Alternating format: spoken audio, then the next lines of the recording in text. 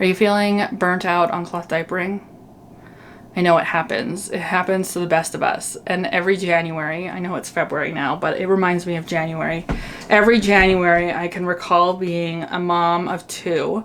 I had 2 under 2, which I do not recommend. I do not recommend. Why? Because I hadn't taken care of my mental and physical health. And when I had that second baby and I was still in postpartum depression,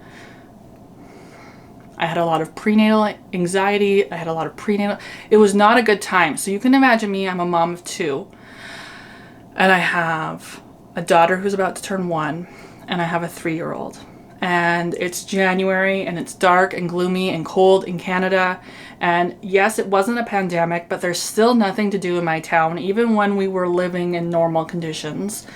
And I was struggling. And I can remember that feeling of feeling entirely burnt out. And I thought I was burnt out on cloth diapering, and I was getting really angry and I was getting really frustrated about cloth diapering. So I took a break.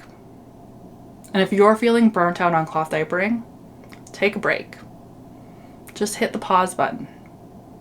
But the problem is that take a break looks different for everybody. And not everybody has the privilege of taking a cloth diaper break.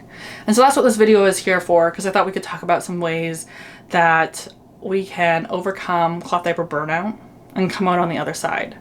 Because in my experience, cloth diaper burnout happens because you as a human are burnt out completely, and it's not because of the cloth diaper laundry, which is, yes, another load of laundry in your day, but it's because you don't feel supported and you don't feel loved and you feel like you're drowning in a million tasks.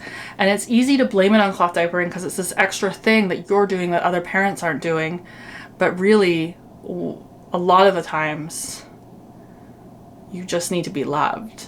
And so when you're burnt out on cloth diapering, it's really great to take a moment to remember, why are you cloth diapering?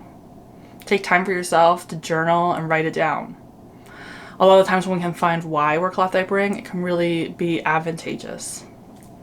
Another great thing to do when you're feeling burnt out and overwhelmed with cloth diapering, I can remember this very much, is unfollow people and groups and spaces that make you feel less than. Or hit the mute button. Unfollow me. If I'm making you feel jealous, or if I'm making you feel like, wow, I can't keep up with Bailey, or I can't keep up with the Joneses, if those feelings are coming to the surface when you see people on social media, you gotta smash that unfollow button. It's not good for anybody, guys. Unfollow spaces. You can always come back to those spaces when you're feeling a little bit better. But if you're ever beginning to wonder, or I feel jealous, or man, I wish I could buy more diapers, or I need more diapers, or you're feeling all this consumption, hit the unfollow button. Leave those Facebook groups. Create spaces for you to be authentically you.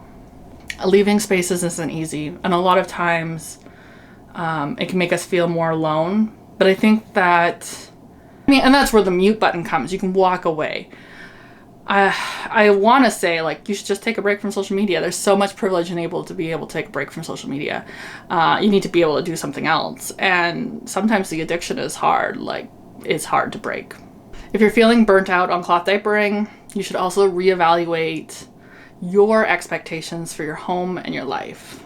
I don't know if you follow this girl, Casey Davis, on TikTok, but she has been a game changer in how I view my home. As somebody who's been a social media influencer for a few years now, I am very much aware that the world around me looks perfect. But do you want to see something? Like, there is absolute chaos. My house, I make this one little corner here look nice so that I can record this video. But everything else, there are piles on my stairs. There are always dishes in the sink. I do not do the dishwasher at night. But Casey Davis, The Power of Keeping House While Drowning, game changer. Go run, don't walk. Follow her on TikTok.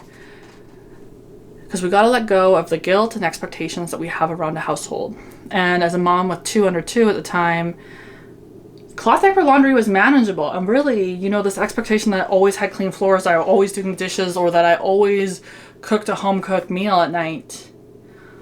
Those were things that I could have been easier on myself so that I could get the thing that I really needed to do, which was cloth diaper laundry, because I needed diapers because spending money at the grocery store wasn't going to be helpful and was just going to put our family in debt.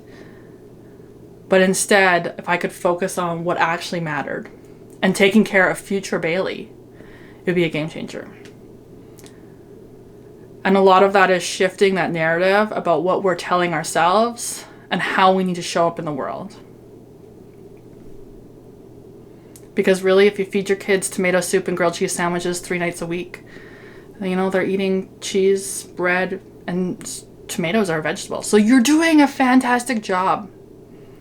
We don't need to show up in this unrealistic way. And you need to find realistic ways to take care of yourself and your home.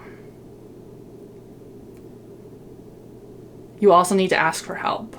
And as someone who is not very good at asking for help, this is hard.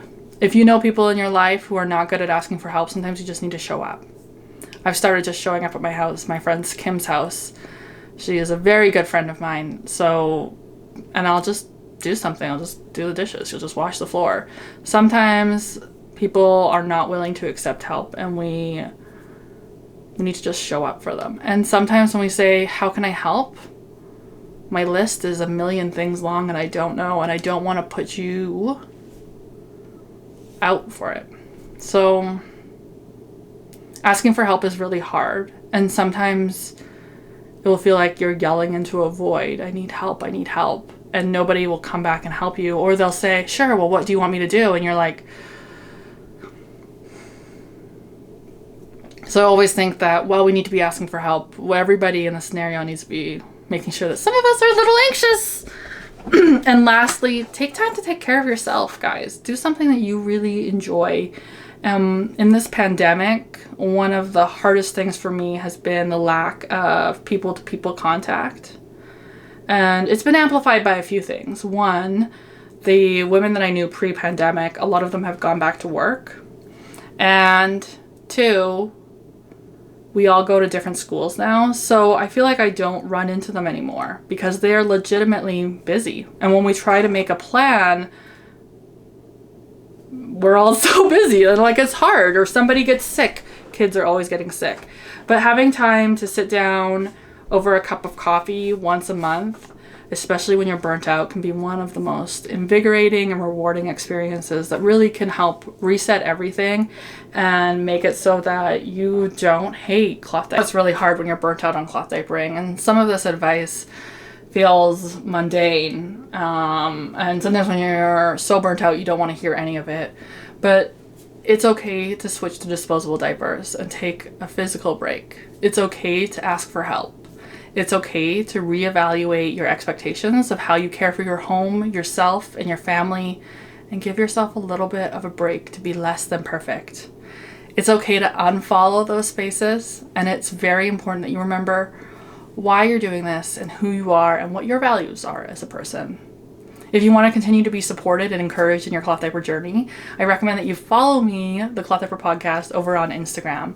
That's where we talk about this all the time, and I'd love to have you there. Thanks so much for following, and I can't wait to see you online. Bye.